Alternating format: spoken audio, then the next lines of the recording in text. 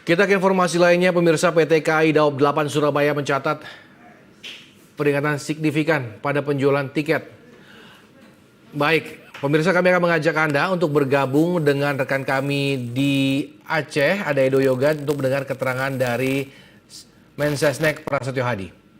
Menyampaikan terima kasih dan penghormatan yang sebesar-besarnya kepada seluruh lapisan masyarakat yang telah banyak berpartisipasi membantu saudara-saudara kita yang terkena bencana dari mana-mana ya, dari seluruh Indonesia, dari seluruh komponen, apa yang bisa dibantu, apa yang bisa disumbangkan diberikan. Itulah bentuk dari semangat gotong royong dari bangsa kita.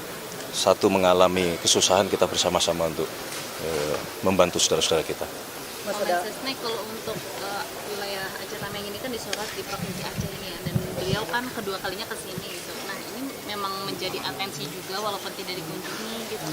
Ya, jadi begini, masalah kenapa beliau berkunjung ke Aceh atau kemudian ke Aceh Tamiang, tadi ke Biren atau menggelar rapat di Aceh, karena yang pertama Aceh salah satu provinsi yang kabupaten terdampaknya termasuk yang paling besar ya. Dan setelah 10 hari ada beberapa daerah di Aceh yang memang kondisinya belum sebagaimana kabupaten-kabupaten yang lainnya. Setidaknya misalnya dari sisi ketersediaan listrik masih ada 4 kabupaten di Aceh ya. Aceh Tengah, kemudian di Bener Meriah, di Gayo Lues itu yang belum menyala, tetapi laporan dari Dirut PLN insya Allah per sore malam ini di 4 kabupaten tersebut listrik sudah bisa kembali normal. Makanya kita akan percepat, kita akan konsentrasi di beberapa titik-titik yang memang sangat memerlukan bantuan segera. Oke, itu. Nanti setelah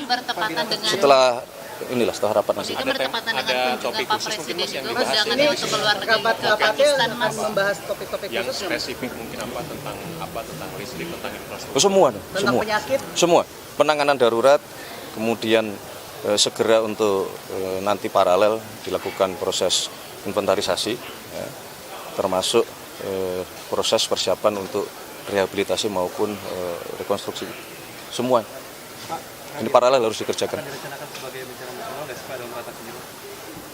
Akan direncanakan sebagai Kembali lagi ke situ sih.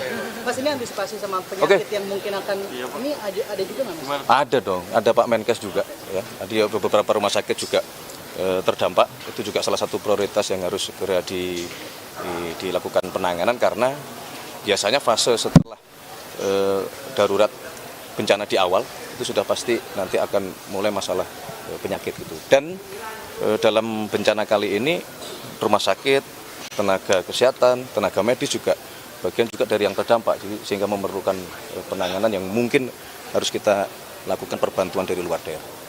Oke, sementara gitu dulu ya.